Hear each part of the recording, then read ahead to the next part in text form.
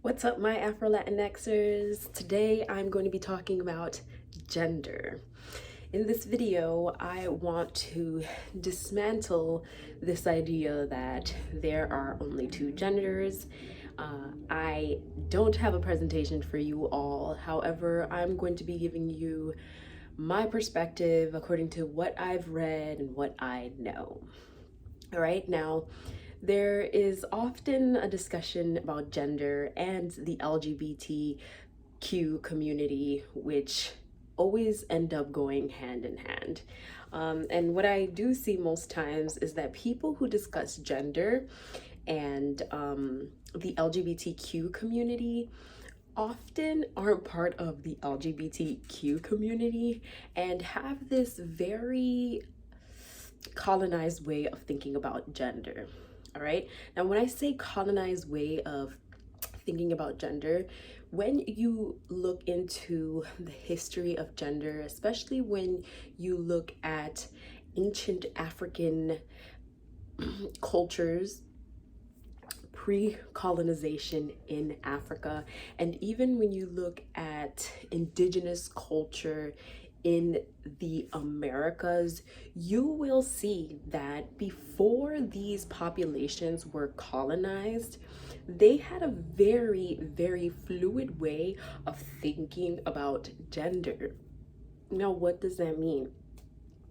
So in these societies, like in African societies and in our indigenous societies, there was more of equality and equity among people, regardless of the gender. And there was also, especially in the indigenous community, there is this third gender that they really celebrate and highly, highly, highly rise up, which is the three spirited or two spirited gender, which can now be seen as intersex here in modern society.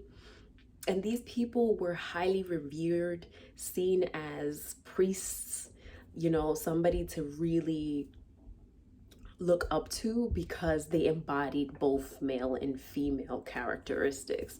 You can also see this in ancient African cultures as well. And when you think about gender in ancient African cultures, women and men were always revered as equals, right? There were, in specific parts of Africa and ancient African cultures, women were queens and held high statuses. Even in now modern day Africa, there's parts of Africa where women are in charge of building their own houses, which is something that's normally seen as something that a man would do, right? So I think that when we talk about gender, people tend to talk about gender from a very colonized mindset, meaning from a very biblical sense, meaning, oh, God made man and woman. When you think about it, people from the African diaspora or even indigenous diaspora didn't think about gender like that up until colonizers came into our lands. And even in Africa, there women and men were seen as equals until religions like Islam and Catholicism came into play. And that's where you begin to see an inequity within genders in Africa. And same thing here in the Americas as well. So I think that when you speak about gender, you really need to sit back and think about what perspective you're thinking about it from. Because if you're thinking that the man is a man, um, and only does manly things, like for example goes out and has to provide for the woman, and because they're physically stronger, that's a very colonized way of thinking about gender. The same thing for women, like, oh, women are supposed to be at home cooking and cleaning, and they're the nurturers. That's also a very colonized way to think about gender. Because when you look through history, gender has changed through time, meaning during different time periods, gender was not always the same, right? There was a time when, even here in America, where boys, it was socially acceptable for boys to wear pink, and it was socially acceptable for girls to wear blue. And then along history, throughout history, that just changed, where now girls, it's socially acceptable for girls to wear blue, and it's socially acceptable for boys to, I mean, pink, and boys to wear blue. So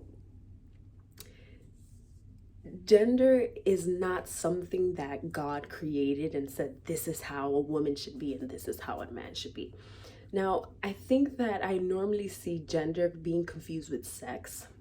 And sex is what you are assigned with at birth, the genitals you're assigned with at birth. So sex meaning female or male. Sex is different from gender. Gender is the way you express yourself.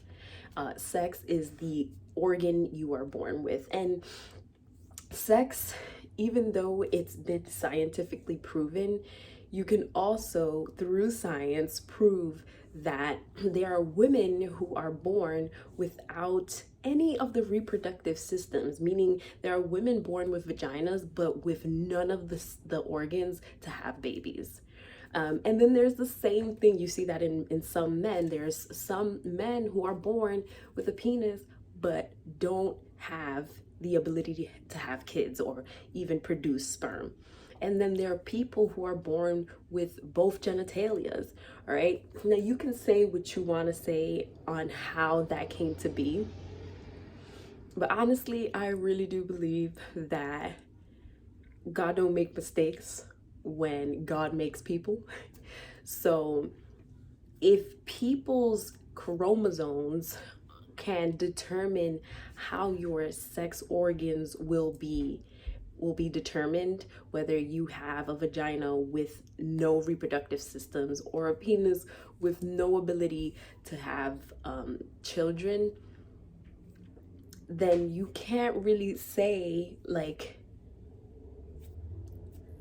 you can't really sit here and say that there's only two.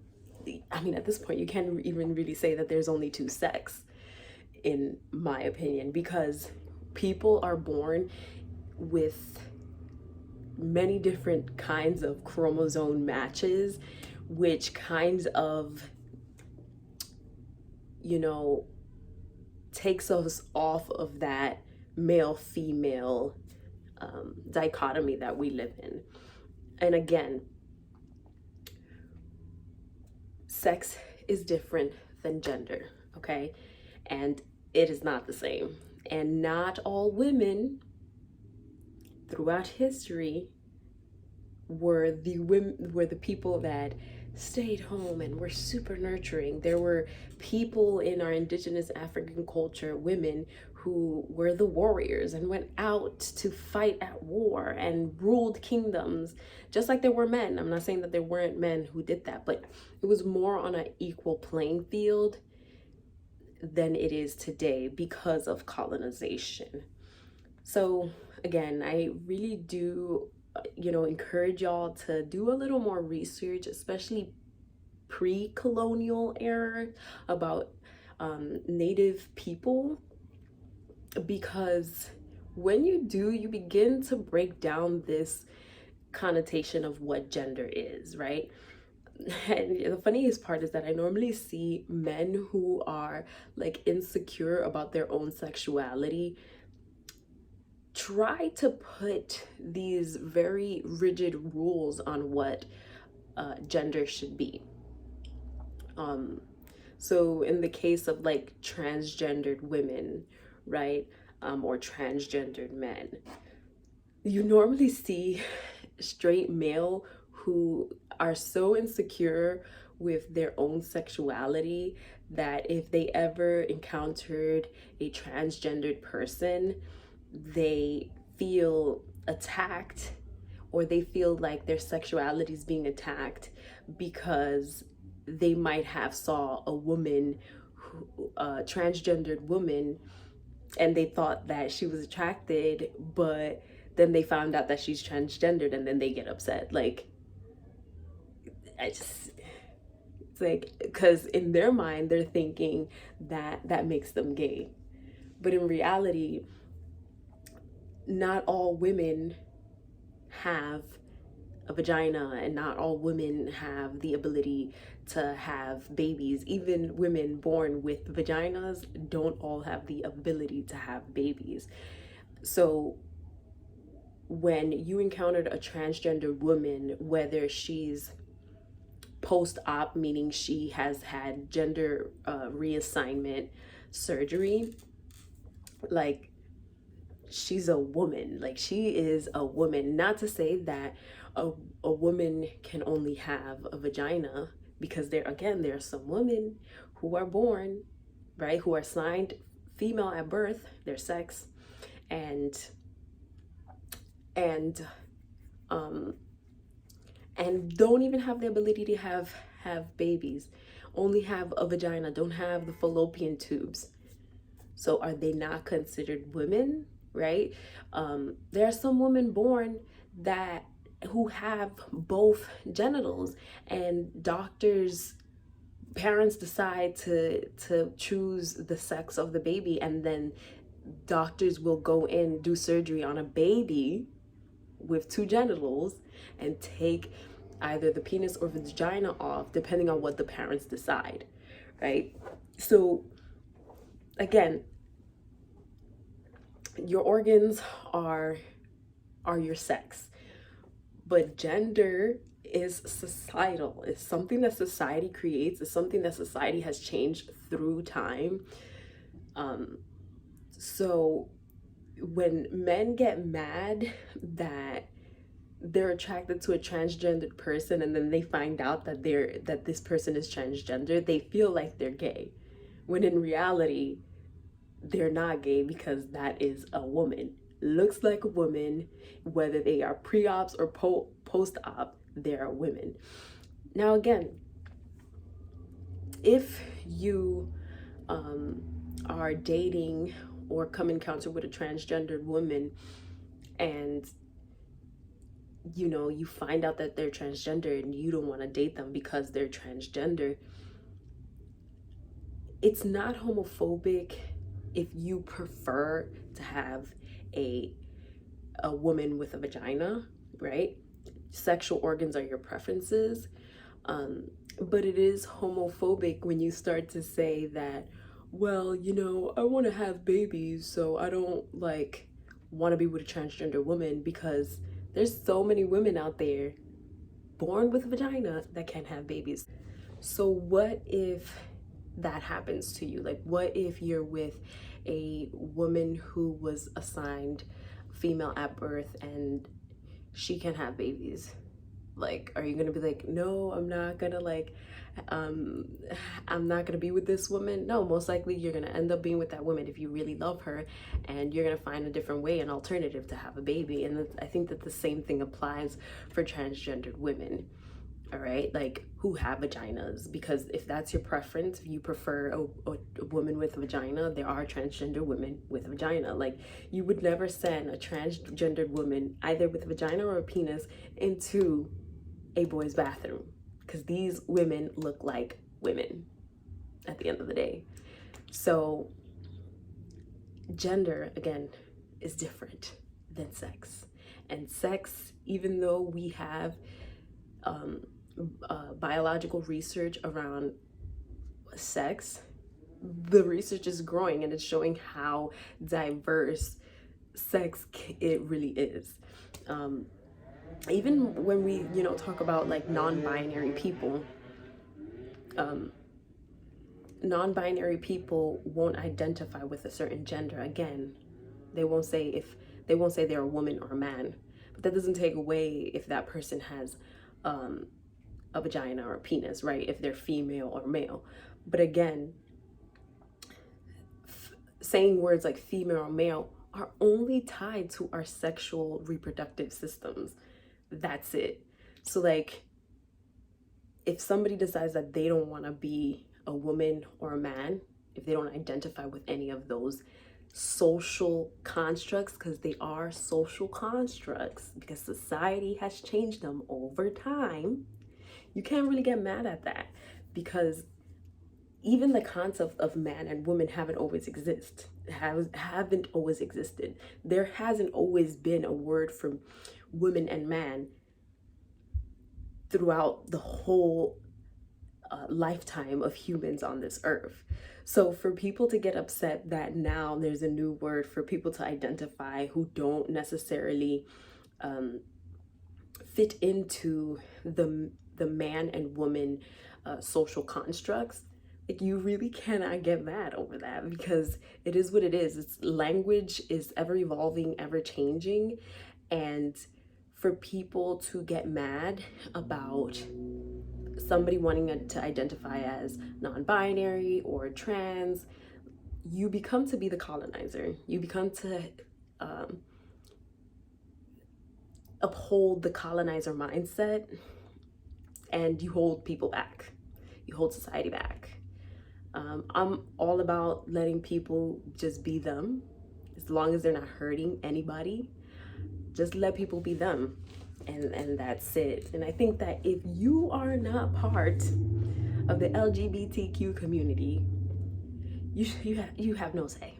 You really have no say in how people should identify, right? Because nobody's going around telling you how you should identify. People are just calling out straight people for being either homophobic or sexist, right? Because when you say, well, women can only do this and men can only do that, that is a sexist, colonized way of thinking. When you say, well, I don't want to date trans women because they're not women, that is homophobic. That is transphobic. It is what it is. And people don't like to be labeled these words. People don't like to be called a sexist or homophobic or a racist. But it is what it is. Like, it's either you accept that that's what you are and you continue to be that, or you dismantle your own homophobic thoughts or sexist thoughts or racist thoughts that are all tied back to colonization. All of it. All of it. You can't detach one from the other, right? You can't say, oh, we're going to fight racism, and then be like, well, yeah, let's fight racism, but I'm not going to fight sexism, right? I'm not going to fight men beating women, killing women, femicide all around the world.